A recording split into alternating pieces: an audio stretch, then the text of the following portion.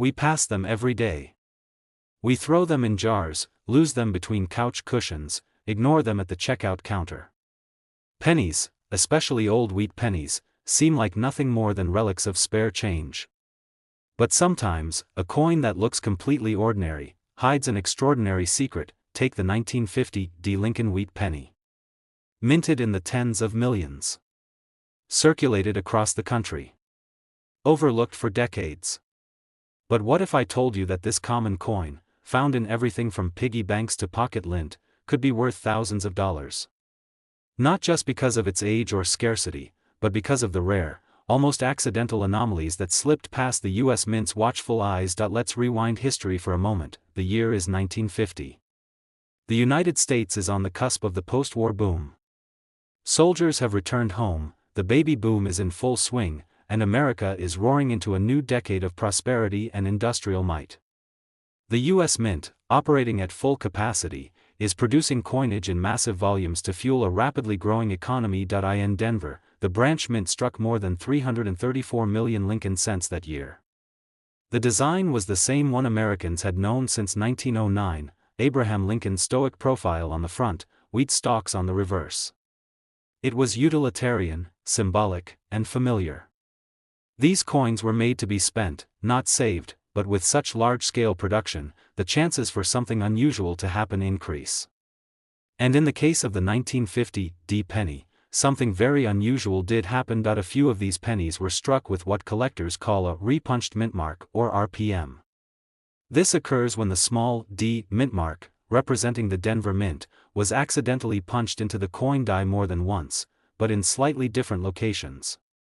This creates a shadow-like doubling of the D that, under magnification, is unmistakable. To the average person, it might look like a smudge or a wear mark. But for a trained eye, or even just a curious one, it's the first sign of something special. The 1950 RPM is one of the most popular repunched mint mark varieties in the entire wheat cent series. And it can be worth hundreds, even thousands, depending on condition. But that's not the only surprise this humble coin has in store. In rare cases, a few 1950 wheat pennies were struck with a double die obverse, a much more dramatic and valuable error. This happens when the coin die itself is improperly manufactured, receiving two impressions of the design that are slightly misaligned. When a coin is then struck with that die, you'll see doubling in areas like Liberty, the motto, In God We Trust, and especially the date. These errors aren't easy to find. You have to look closely, very closely. But once you spot the doubling, it's impossible to ignore. It looks like a ghost image, as if the letters are vibrating. That visual effect isn't damage, it's a mistake from the very beginning of the minting process. And that makes it extremely desirable. A 1950 double die obverse penny in near mint condition once sold at auction for over $9,800. Another example with a repunched mint mark, sharp strike, and bright original red coloring fetched nearly $6,200. And in the world of copper coins, color matters. When grading copper cents, collectors talk about red, red-brown, and brown. The more red a coin retains, its original mint luster, the more valuable it becomes. A 1950 wheat penny in pristine, red condition, especially with an RPM or doubling error, can leap in value dramatically. Then there are the off-metal errors, those struck on the wrong type of blank. These are even rarer. Imagine a 1950 penny struck on a dime planchet or a foreign coin blank. Lighter, smaller, and totally out of place. These oddities usually happen due to human error or leftover planchets getting caught in the wrong bin. They're exceedingly scarce, but every so often, one pops up, and when it does, it sets the auction floor buzzing. Collectors love the 1950 not just for its errors, but for its historical charm. It represents a midpoint in the wheat cent series, just before the steel pennies of wartime and long before the memorial reverse of the 1959 redesign. It's old, but not ancient. Familiar, yet full of mystery. The great thing about wheat pennies is that they were saved by the millions. Baby boomers and Depression-era families hoarded them out of habit and nostalgia. That means there are still millions sitting in basements, garages, coin jars, and family collections, waiting. And here's the exciting part, you don't have to be an expert or a seasoned numismatist to find one.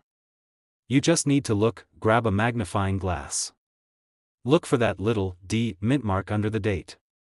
Is it sharp? Is it doubled? Does it look like there are shadows or distortions around the numbers or letters? Weigh the coin, should be around 3.11 grams for a normal copper penny. Anything significantly off could indicate a planchet error. Check the rim. Is it fully struck? Is there any misalignment? Any signs the coin was struck more than once, and whatever you do, don't clean the coin. Cleaning can ruin the surface, strip off valuable toning, and decrease the value drastically. Even a dirty, worn coin is worth more in its original condition than one that's been scrubbed or polished. If you think you found something special, take it to a reputable coin shop or submit it to a grading service like PCGS or NGC. Let them verify the error and assign a grade. That little copper coin could suddenly go from 1 cent to $1,000, or more. It's a kind of modern treasure hunt. No shovels or maps required. Just a coin jar, a curious mind, and a willingness to look a little closer, because every now and then, a coin like the 1950 D wheat penny reminds us that history is still hiding in plain sight. In the change tray of your car. In your grandfather's cigar box. In the back of an old dresser drawer. So go ahead, check your change. Look through your old coin rolls. Pull out the pennies everyone else ignores, because one of them might just be the key to unlocking a forgotten chapter of American history, and a surprise worth far more than its face value. It's just a penny. A single cent, forgotten in a jar or hidden at the bottom of a drawer. You've probably tossed dozens just like it into coin trays without a second thought. But what if I told you that one of these pennies, specifically the 1941 Lincoln wheat cent, could be worth thousands of dollars, not because of its age, not because of its design, but because in the high-speed, high-pressure world of minting coins, something rare and unexpected happened. And that little mistake turned a humble copper coin into a collector's dream. Let's go back in time, to a world before the United States entered World War II. The year is 1941. Franklin D. Roosevelt is in his third term as president. The country is recovering from the Great Depression, and the coin in your pocket is more than just currency. It's a symbol of endurance, of rebuilding, of hope. The Lincoln wheat penny was already a familiar sight by 1941. First minted in 1909 to celebrate the centennial of Abraham Lincoln's birth, the design by Victor David Brenner had become iconic. Lincoln's solemn profile on the obverse. Twin wheat stalks framing 1 cent on the reverse. Simple. Strong. Instantly recognizable, but even with more than 887 million cents struck in 1941 between the Philadelphia, Denver, and San Francisco mints, not all of them were created equal, because a few, just a few, were minted with errors that turned them into legends. The most famous of these is the double die obverse. Caused when the coins die, the steel tool used to strike the design into metal, was imprinted twice, slightly out of alignment. This tiny shift created a shadowed effect, doubling the appearance of letters and numbers. In some rare 1941 wheat pennies, you can see this doubling clearly in the word liberty, in the motto, "In God We Trust," and especially in the date itself. These are not scratches. Not wear.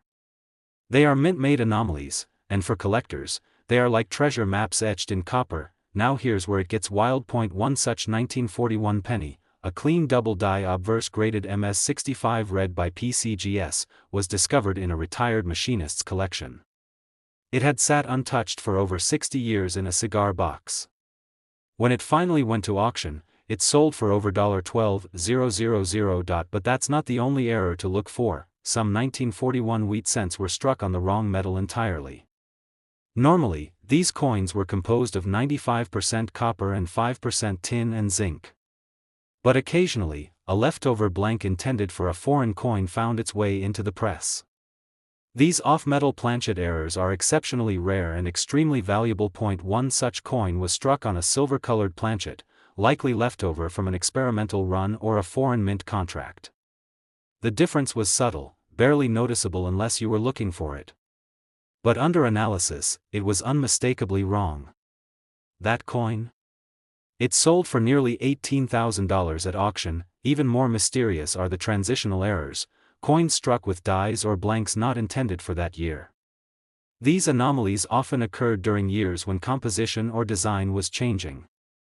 While 1941 wasn't a transition year like 1943 or 1944, some coins from this era have been found with characteristics more typical of later or earlier years. These mistakes usually happened late at night or in rushed production runs. They're not supposed to exist. But they do. And for collectors, those flukes are like catching lightning in a bottle. Another factor that drives value? Condition. Most wheat pennies have been through the wringer, circulated until smooth, corroded by decades of use. But every so often, a 1941 cent surfaces that has barely seen the light of day. With its original red luster, razor-sharp details, and crisp edges, a coin in mint state red condition can command serious money, even without an error. In fact, a flawless 1941 Philadelphia wheat penny graded MS-68 red once fetched over $6,500 simply because of its condition. No errors. No drama. Just perfection. And then there are the proofs. While official proof cents weren't struck for circulation in 1941, collectors who owned early die test strikes, coins made for internal inspection before mass production, may still possess what are called specimen coins. These are rare, struck with more care, and sometimes show up in estate collections or old albums. Their rarity and striking quality give them additional value. There's something poetic about the wheat penny. It's not flashy. It's not glamorous. But it was part of everyday life for millions of Americans for decades. It helped buy gum, pay for bus rides, and jingle in pockets during the greatest triumphs and darkest trials of the 20th century, and that's what makes it so special. You don't need to be a seasoned collector to appreciate the beauty of a rare coin. You just need curiosity. A magnifying glass. A steady hand.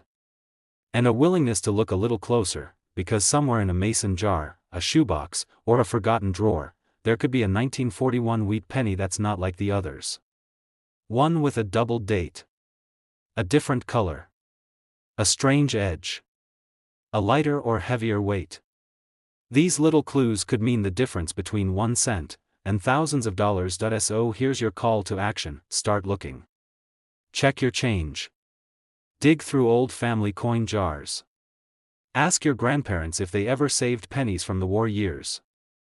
Pull out that dusty old coin album and look again. Pay close attention to 1941 cents with clear doubling in the date or lettering. Unusual weight. Use a digital scale. Standard weight should be 3.11 grams. Off-colored metal, silver tones or missing the usual copper hue. Perfect condition with full red luster. Odd rim details or misaligned strikes. If you find anything that seems off, don't clean it. Don't polish it. Don't try to restore it. That could destroy its value. Instead, place it in a coin flip or soft holder and send it to a reputable grading service like PCGS or NGC for evaluation, because every coin tells a story. And some, like the 1941 Lincoln wheat penny, tell stories that are still being uncovered. One attic, one shoebox, one old jar at a time. The most valuable coins aren't always made of gold or silver. Sometimes, they're made of copper. They're quiet. Humble. Overlooked, but if you know where to look, and what to look for, you might just find a treasure hiding in plain sight. 1 cent at a time.